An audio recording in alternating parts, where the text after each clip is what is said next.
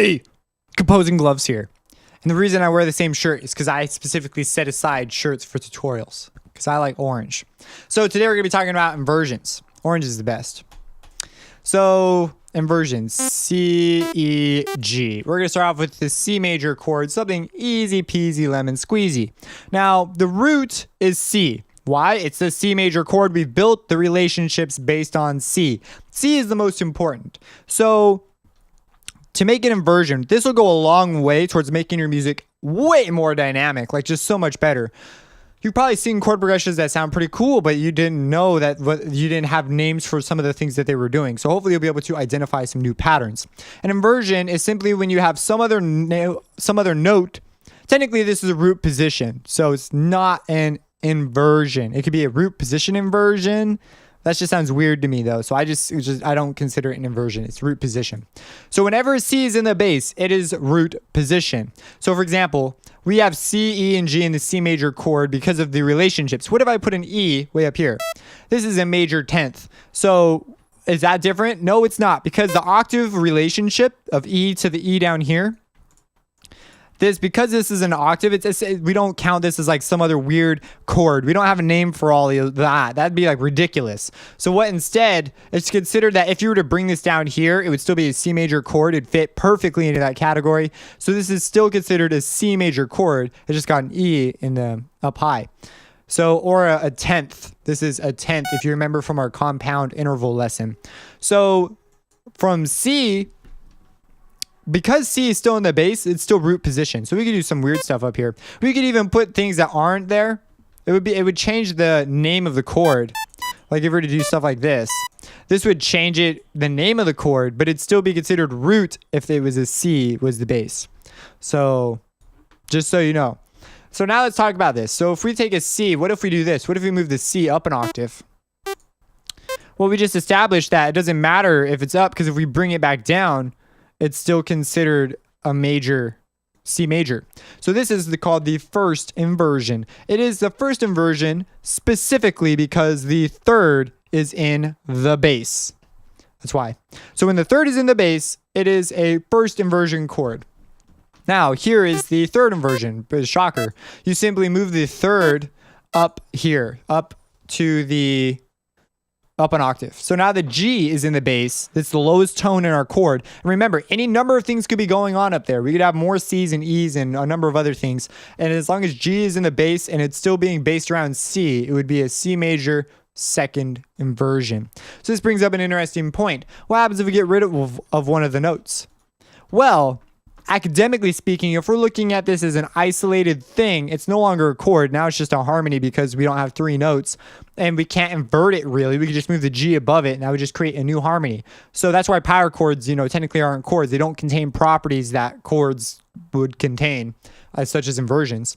But also, if we did have other notes and things up here, like say we had like that going on, this would be an entirely different chord. There's no hint that C is now the outline for this chord. If we brought these things down an octave, like A, if we brought the A down and we brought this E down, we would have a different chord entirely.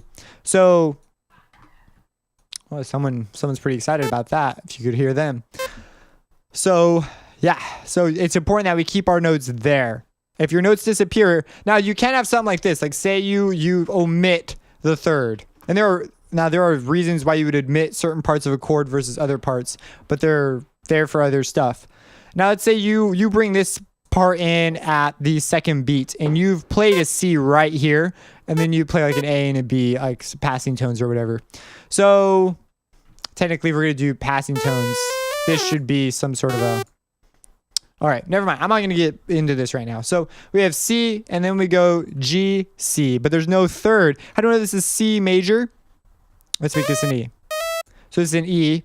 So we have now implied that it's a C major chord because the E sounded, and then we have these two. So it has over time implied a C major chord. So in music theory, we would consider this a C major, even though it's not C major at that moment. However, there's like so much I'm not saying right here that could dupe you. You could be tricked by saying that. So there's all sorts of weird things about what beats land on what, along with emphasis and stuff, which is why I started out with rhythm and things. It just becomes a foundation of so much. Because in order for any music to happen, it has to happen in time, which implies some sense of rhythm. Even if the rhythm is just start and then becomes a wash and then it ends. There was a beginning and an end, therefore rhythm. So yes, now that is inversions. Let's make another thing. Let's do a G minor chord. So we know it's G, B flat, D. And I'm assuming you've just got this down pat. Like you're just a freaking chord master. And now let's make the inversion. So like, oh, Mr. Gloves, it's simple. To make the first inversion, you simply put the third in the bass, which as we have established is an A sharp. It's a B flat to me because FL Studios does this weird thing. So you simply do this. Bang. Now you have a G sharp. Now, if you wish to make it a second inversion, you will put the fifth in the bass, which in this case is a D. So D, and then to ensure that all our chord, there's no question about whether or not it is a chord or not, we will put all three tones in. So we will put a G, a D, and a B flat.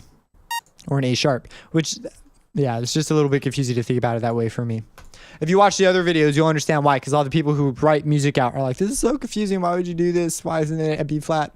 So there you have it. Even if it just said slash B flat, I'd be happier. Maybe not as happy, but happier. That's that.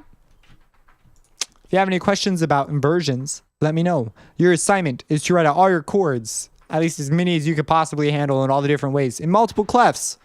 Oh, we haven't done clefs here because it's a piano roll. Just write out a bunch of chords and invert them. And just get a feel for what they sound like. Get a feel for what diminished versus augmented. Start putting them in orders, Just get really familiar with your chords. This is the basis of like everything. So, yes. Subscribe and have a blessed day. Harmless. Now, let's just cover what is Harmor. So Harmor is an additive synthesis engine, and what that means is you generate your sound and you generate all the filters and things before it's affected by other filters and things. What the heck does that mean? Well, picture that you've got three charts. One chart contains all the frequencies.